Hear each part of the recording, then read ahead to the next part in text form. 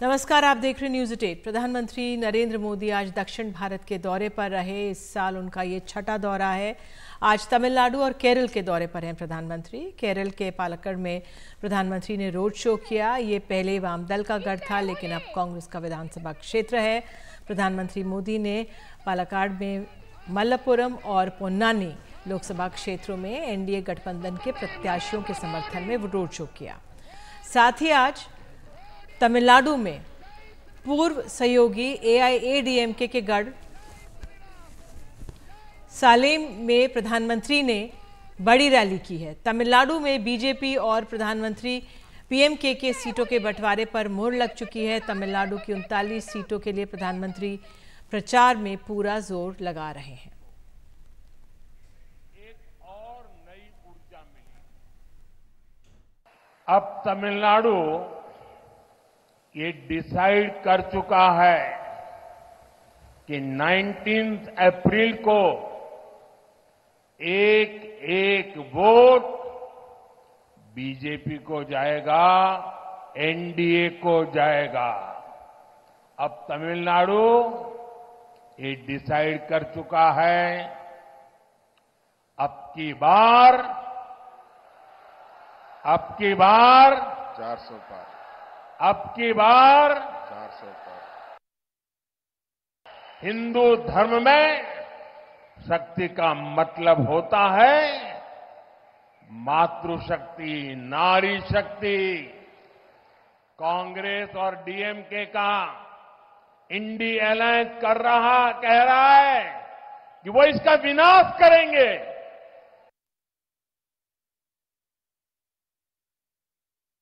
इसमें उम्मीदवारों के चयन के लिए विचार मंथन चल रहा है। नामों की अगली सूची को अंतिम रूप देने के लिए कांग्रेस चुनाव समिति की बैठक चल रही है। पार्टी अध्यक्ष मल्लिकार्जुन खड़गे ये बैठक ले रहे हैं।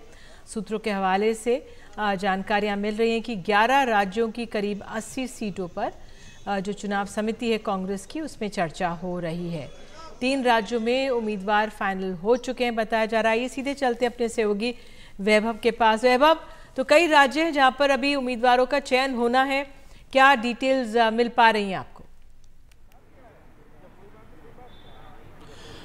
जी, आज सुबह से ही कांग्रेस मुख्यालय में बैठकों का दौर जारी है। पहले सुबह CWC कांग्रेस वर्किंग कमेटी की बैठक हुई, जिसमें जो चुनावी घोषणा पत्र है उस पर चर्चा की गई। जो मैनिफेस्टो कमेटी थी उसने अपना जो मैनिफेस्टो तैयार किया था वो CWC के सामने रखा। अब CWC ने आज उस पर मंथन किया और आज शाम को करीब 6 बजे से चुनावी समिति की बैठक हो रही है। CEC की बैठक जिसे कहा जा रहा है, उस CEC की बैठक में जो हमें सूत्रों के हवाले से जानकारी मिली है, जिसमें 11 राज्यों की करीब 80 सीटों पर मंथन किया जाना है और करीब 3 राज्यों पर एक तरह से उम्मीदवारों के नाम फाइनल हो चुके हैं। जिन 11 राज्यों की 80 सीटों पर चर्चा जारी है, उन राज्यों के नाम है अरुणाचल प्रदेश, सिक्किम, पश्चिम बंगाल, अंडमान, पुदुचेरी, कर्नाटक, तेलंगाना, मध्य प्रदेश, गुजरात और राजस्थान।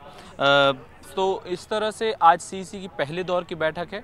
अब तक 3 राज्यों की चर्चा हो चुकी है। इसके बाद कल फिर शाम को CEC की बैठक होने वाली है और वो दूसरे दौर की बैठक होगी और उम्मीद जताई जा रही है कि कल देर शाम तक जो कांग्रेस की CEC की बैठक है वो पूरी हो जाएगी और उसके बाद कांग्रेस की तीसरी सूची आ जाएगी, उम्मीदवारों का ऐलान हो जाएगा। बहुत बहुत धन्यवाद। आप नज़र बनाए रखें वैभव। जानकारी के लिए आपके पास आएंगे आगे। और अब आइए न्यूज़ 8 में आगे बढ़ते हैं। आज दिल्ली में MNS प्रमुख राज ठाकरे ने गृह मंत्री अमित शाह से मुलाकात की है। मुलाकात अमित शाह के आवास पर हुई। माना जा रहा है कि बीजेपी मराठी वोटों के बंटवारे को रोकने के लिए MNS को ले रही है। तस्वीरें हम आपको दिखाएंगे जो सुबह की हैं, और साथ ही जो अन्य लोग भी जुड़े हैं आज बीजेपी में, जानकारी उनके बारे में देंगी। आज एक और नेता जुड़े हैं बीजेपी में। JMM विधायक सीता सोरेन भी जुड़ी हैं, बीजेपी में शामिल हुई हैं। और ये जो आप तस्वीरें देख रहे हैं स्क्रीन पर, हम जो आपको दिखा रहे हैं, ये तरनजीत सिंह की हैं।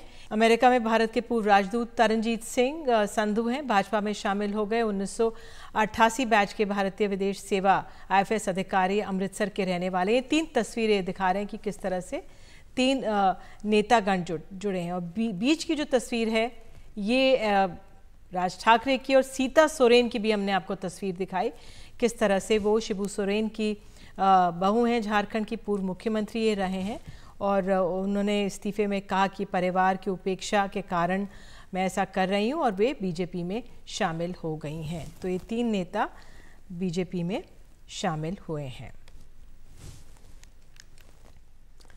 दूसरी तरफ कर्नाटक में बीजेपी अपने वरिष्ठ नेताओं की बगावत से भी परेशान है। पहले ईश्वरप्पा और अब सदानंद गौड़ा बगावती तेवर दिखा रहे हैं। ईश्वरप्पा ने तो येदियुरप्पा के बेटे के खिलाफ निर्दलीय के तौर पर अपनी उम्मीदवारी का ऐलान भी कर दिया है। सदानंद गौड़ा बेंगलुरु नॉर्थ से टिकट चाहते थे, लेकिन यहां से पार्टी ने केंद्रीय मंत्री शोभा करांदलाजे को उतारा है और ऐसे में वो अब बीजेपी के खिलाफ जमकर बयानबाजी कर रहे हैं। सदानंद गौड़ा ने कहा है कि कर्नाटक में बीजेपी अब डिफरेंस वाली पार्टी नहीं रही, ये साफ हो गया है। दिल्ली शराब नीति मामले की सुनवाई कर रहे राउज एवेन्यू कोर्ट के जज M.K. नागपाल का ट्रांसफर हो गया है। उनकी जगह कावेरी बवेजा की नियुक्ति हुई है। वे अब दिल्ली शराब नीति मामले की सुनवाई करेंगी।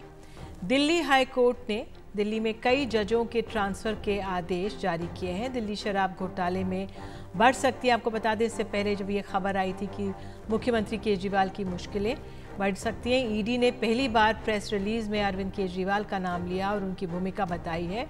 ईडी की जांच में के कविता के साथ अरविंद केजरीवाल का नाम भी ईडी ने उनके नेताओं का नाम लिया है।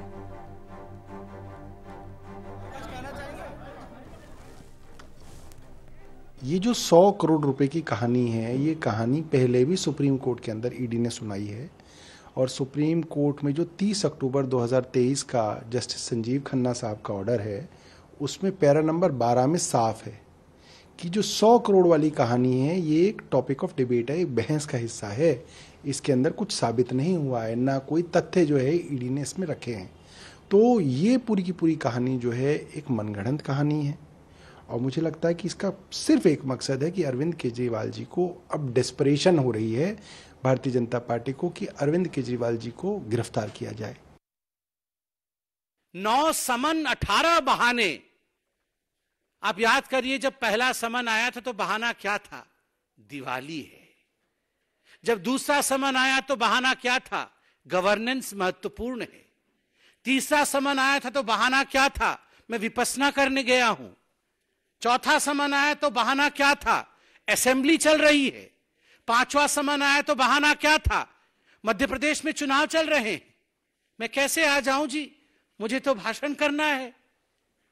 9 समन 18 बहाने, मगर ये बहाने चलने वाले नहीं है। कल से टेक्निकल बहाने दिए जा रहे हैं। आज केंद्रीय मंत्रिमंडल से पशुपति कुमार पारस ने इस्तीफा दे दिया। पारस ने आरोप लगाया कि बीजेपी ने उनके साथ नाइंसाफी की है। अब पारस गुट बिहार में महागठबंधन के साथ मिलकर चुनाव लड़ सकता है। एक रिपोर्ट। घर पर आने वाले। पशुपति कुमार पारस अब केंद्र सरकार में मंत्री नहीं रहे। बिहार के एनडीए गठबंधन में राष्ट्रीय लोक जनशक्ति पार्टी को एक भी सीट नहीं मिलने से नाराज पारस ने इस्तीफा दे दिया। मैंने बहुत ईमानदारी, बहुत लगन से, वफादारी से मैंने एनडीए की सेवा की। आज भी मैं माननीय प्रधानमंत्री जी का शुक्रगुजार हूं और मैं आज भी वो देश के नेता हैं, बड़े नेता हैं, लेकिन हमारी पार्टी के साथ और व्यक्तिगत रूप से हमारे साथ नाइंसाफी हुई। इसलिए मैं भारत सरकार के कैबिनेट मंत्री से मैं त्याग पत्र देता हूं। पहले इस पार्टी में चिराग पासवान को छोड़कर 5 सांसद थे। 2 सांसद बीना देवी और महबूब अली कैसर चिराग के साथ जा चुके हैं, पर अब भी 3 सांसद पारस गुट के साथ हैं। पारस खुद ऐलान कर चुके हैं कि वो अपनी मौजूदा सीट हाजीपुर से चुनाव लड़ेंगे। बदले हुए हालात में खबर यह है कि पारस गुट अब बिहार के महागठबंधन के नेताओं के संपर्क में है। पूरी पार्टी उनके निर्णय का स्वागत करती है। एक पल भी मंत्रिमंडल में रहना सम्मान के खिलाफ था। हमारे पार्टी के साथ न्याय नहीं हुआ। हमारे पार्टी के साथ जस्टिस नहीं हुआ, हमारे पार्टी की अनदेखी की गई, हमारे पार्टी के पीठ में छुरा भोंका गया। जैसे हिमालय पर्वत अडिग है, उसी तरह पशुपति कुमार पारस जी हमारी पार्टी का फैसला अडिग है कि चुनाव हाजीपुर से लड़ना है, लड़ना है, लड़ना है। बीजेपी का ये चरित्र रहा है, मतलब निकल गया तो पहचानते नहीं। पशुपति पारस जी के साथ उन्होंने वही किया जो इसके पहले भी सहयोगियों के साथ किया है। श्री चिराग पासवान जी की पार्टी को पहले तोड़ा, अब चिराग पासवान जी को वो अपने साथ लाए और चाचा जी को सड़क पर छोड़ दिया। उनका अगला कदम क्या होगा वो जाने, लेकिन जो भी सहयोगी हैं बीजेपी के साथ, एनडीए में सीट बंटवारा भले फाइनल हो गया हो, लेकिन नाराजगी सहयोगी दलों के नेताओं में है। उधर चिराग पासवान की लोक जनशक्ति पार्टी रामविलास के हौसले एनडीए में 5 सीट मिलने के बाद बुलंद हैं। हाजीपुर सीट से चिराग अपने चाचा के खिलाफ ताल ठोकने को तैयार है। पिछली बार 2019 में हम 3 दल थे, जनता दल यूनाइटेड थी, भारतीय जनता पार्टी थी और हम लोग थे उस वक्त। पर इस बार हमारे गठबंधन में 2 और मजबूत सहयोगी हमारे साथ जुड़े हैं। जीतन राम मांझी जी हों, आदरणीय उपेंद्र कुशवाहा जी हों, इन 2 और साथियों के आने से हमारी ताकत 2019 से बढ़ी ही है। और 2019 में जो 1 सीट हम लोग चूक गए थे किशनगंज की, मैं मानता हूं इस बार 40 की 40 सीटें हम लोग जीतेंगे। ये हमारे गठबंधन की ताकत, मेरे विश्वास को बढ़ाती है। इस बार बिहार में लोकसभा चुनाव दिलचस्प होता दिख रहा है और अगर ऐसे में पशुपति इंडिया खेमे से बाहर आकर चुनाव लड़ते हैं तो बिहार में इंडिया गठबंधन को और मजबूती मिल सकती है। नई दिल्ली से राजीव रंजन, एनडीटीवी इंडिया।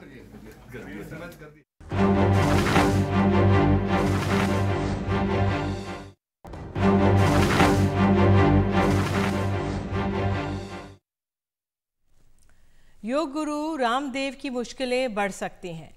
पतंजलि आयुर्वेद के भ्रामक विज्ञापन मामले में सुप्रीम कोर्ट ने बाबा रामदेव और बालकृष्ण को तलब किया है।